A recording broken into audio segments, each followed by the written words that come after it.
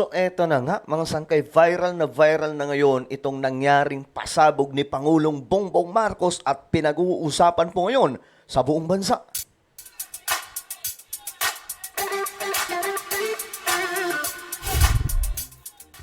Hello, what's up guys? This is me, Sangkay Janjan. I'm back for another vlog today. Kamusta po ang lahat? Naway ayos lamang po tayo dyan. Lalong-lalo na po itong pag-uusapan natin ngayon ay isang magandang balita, mga sangkay. Aba, viral na viral po ito ngayong pasabog ni Pangulong Bongbong Marcos. Buong Pilipinas inagulat, mga sangkay, sa pangyayari. Anyway, bago natin pag-usapan yan, syempre, ito po muna. Road to 2 million subscribers na po tayo, mga sangkay. Ayan, no? So, ngayon, kung gusto mong mapabilang sa dumadaming mga solid sangkay, kasi parami ng parami, pangat ng pangat, mga sangkay, lalong-lalo na po ngayon, masyado pong gumaganda yung takbo ng ating bansa, no? Kung gusto mo maging updated sa mga magagandang balita, okay? Ang gawin nyo lamang po, makikita nyo sa ibaba ng video na to yung subscribe button, pindutin nyo lamang po yung subscribe, pindutin nyo po yung bell, at pindutin nyo po yung all. At sa mga nanonood po sa Facebook, i-follow nyo po yung ating Facebook page. Alright? Shoutout sa lahat ng mga solid sangkay. Mabuhay kayong lahat. Comment down below. #solid sangkay kasama po ang inyong mga lugar. Okay. Eto na nga, guys. This is it, guys. Ito yung hinihintay natin na mangyari. Nagaganap na. Mga sangkay. Kasi, alam nyo, si PBBM po talaga matalino yan eh. Marcos yan eh. Ngayon ko lang napatunayan kasi noon, medyo, medyo sabi ko, parang may sariling mundo si BBM pagdating sa pagpapatakbo ng ating bansa. Parang hindi niya nakopya siguro yung ng tatay niya, talino. Pero ngayon, guys, napatunayan natin, isa sa mga brilliant president or leader, itong si BBM. Nagulat ng lahat, guys. It's a long process na mangyari, mga sangkay, ang 20 pesos na bigas. Pero magsisimula na po next week. Ito ang balita, mga sangkay, no? Ito po yung viral ngayon sa social media, mga balitaan, pinag-uusapan. Ang dami pong nagsipost na actually, itong mga nakita natin, ilan lamang po ito sa napakarami. No? Ayan, no? Halimbawa, itong sa GMA News, Department of Agriculture Secretary Francisco Laurel Jr., announced the implementation of the sale of 20 pesos per kilo of rice, which will be piloted in Visayas. Ayan, mga sangkay, mag-uumpisa sa Visayas. Sasabihin na naman ng iba, ito yung rason nila ngayon, mga sangkay, dahil hindi po sila makapaniwala eh. Bakit sa Visayas lang? Dapat buong Pilipinas. Relax. Chill. Okay, chill lang. Hindi magic yan. Yan ang problema kasi sa mga yan eh. Gusto nila, pag sinabi, boom, lalabas agad. Hindi po ganon. Walang ganon. Walang magic, lalong-lalo na po sa pagpapalago ng isang bansa. It takes a long process, mga sangkay, before mangyari. Yung China nga, ang habang panahon bago lumago. Yung Singapore, di ba? Humaba muna yung panahon bago lumago. Ganon ang proseso. Nakakalungkot man, pero 60 years lamang po si PBBM. Di ba? 6 na taon lamang. At ang kinakatakot ko dito, mga sangkay, baka after po ni PBBM, bagsakan, bumalik na naman po tayo sa napakataas na presyo ng bigas. Kasi, alam nyo guys, bago itong declaration ng 20 pesos per kilong bigas, Diyos mio marimar, bumaba na po yung presyo ng bigas nakaraang araw. Nakaraang mga linggo pa. Bumunta kayo ngayong palengke, mga merkado nyo, pumunta kayo doon, i-check nyo po yung mga bigas nyo. Umabot na po ng 40 pesos, 30 pesos, mahigit. Something like that, mga sangkay, na ang presyo na yun ay hindi po nangyari na makapagpababa ang isang presidente ng galong-galong na lamang. Ibig sabihin, maganda yung system. At alam nyo, ang sikreto, nagpagawa si PBBM ng sandamakbak ng mga rice processing system or facilities sa buong bansa. Kung kaya't, mga sangkay, ito na nangyayari na yung bigas natin ngayon, nagiging mura na. Hindi matanggap yan ng mga DDS. Hindi sila makapaniwala. Ito pa, mga sangkay, ipapatupad na ng department mula sa Abante News Online ito, of Agriculture ang 20 kada kilong bigas sa Visayas Region. Yan.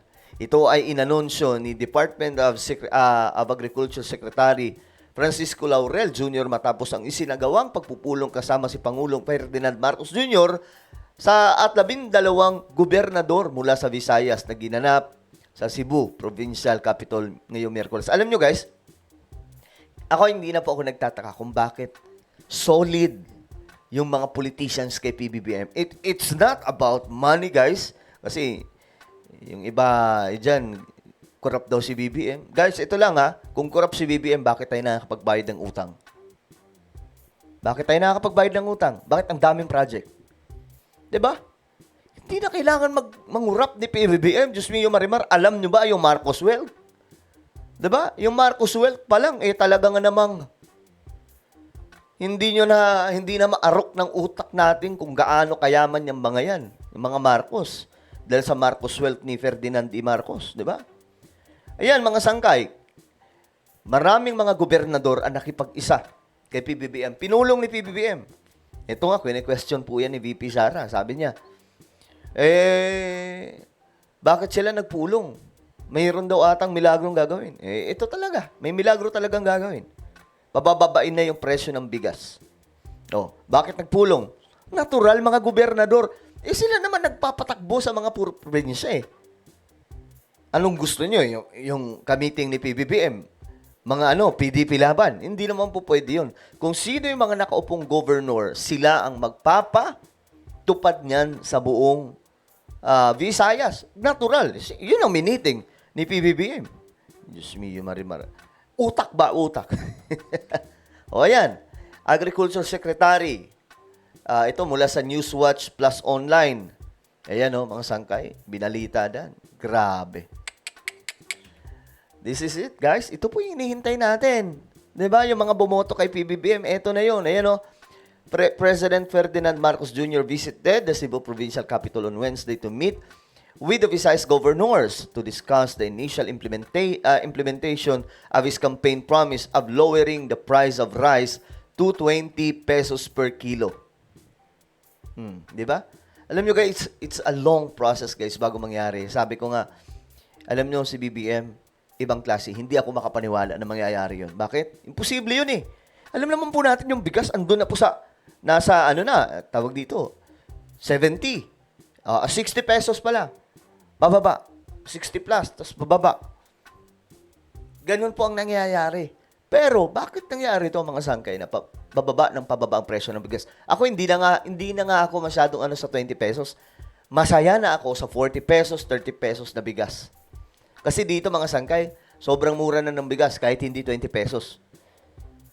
Tanging presidenteng Bongbong Marcos lamang ang nakagawa niyan sa Pilipinas. Kasi most of those, mostly na mga naging president ng ating bansa, may momentum ang pagtaas ng presyo Hindi po napipigilan yan. Mahatak, lang nila, ma-maintain lang na gano'n ang presyo. Pero may momentum po yan. Paakyat po yan. Only sa administration na ito mga sangkay, nakagawa ng isang himala. Hinatak ang presyo. Bakit? Paano niya hinatak? Hindi inutusan yung mga negosyante, hindi po pwedeng gawin yan. Ang ginawa niya, gumawa ng isang sistema. At ang isa sa mga nakita nating sistema, mga sangkay, nagpagawa po si PBBM ng 150 rice processing system or facilities nationwide. May 20 pang ginagawa na matatapos this year, meron pang 50 na susunod. Ganyang kalala ang ginawa ni BBM. Since umupo siya, yun palang sistema.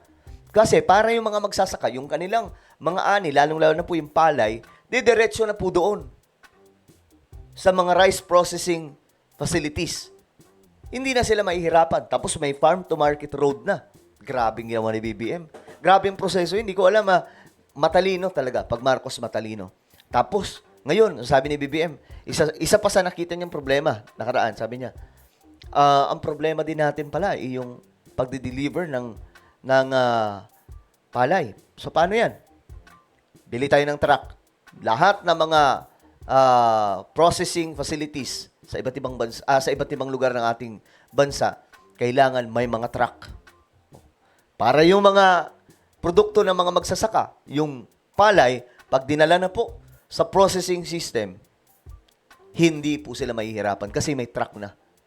'Di ba? Yan ang Pangulo ng Pilipinas. This is the first time, mga sangke, na nangyayari ito. Ayan, no? Pinag-uusapan ito mula sa Bilyonaryo, News Channel, Manila Times. Ayan, no? Sa Pilipinas to, mga sangkay, oh, bumababa yung presyo ng bigas. Guys, di na po masasabi ko na talagang si BBM ay matalinong presidente. And for me, ayokong ikumpara, mga sangkay, si PBBM. But for me, mas matalino si BBM sa mga naunang naging presidente. Kita nyo ang nangyari. Di na ako nagtaka. Dahil ito si BBM, oh. Si BBM ay hands-on pagdating po sa mga ganyan. Farming, sa farmers, palay. Ayan po, makikita nyo, kaisa-isang presidenteng bumababa sa palayan para tingnan ang palay. Ganyan kalupit ang presidente natin. Partida. Marami pang bumabatikos dyan. 'Di ba? Ganito din po ang ginawa noon ni Ferdinand D. Marcos. Well, ano po ang inyong opinion? Just comment down below. Meron tayong YouTube channel, Sangke Revelation. Hanapin nyo po ito sa YouTube. Kapag nakita nyo na, i-click nyo po yung subscribe, i-click ang bell, at i-click nyo po yung all. Ako na po yung magpapaalam. Mag-iingat pong lahat. God bless everyone. Bye-bye.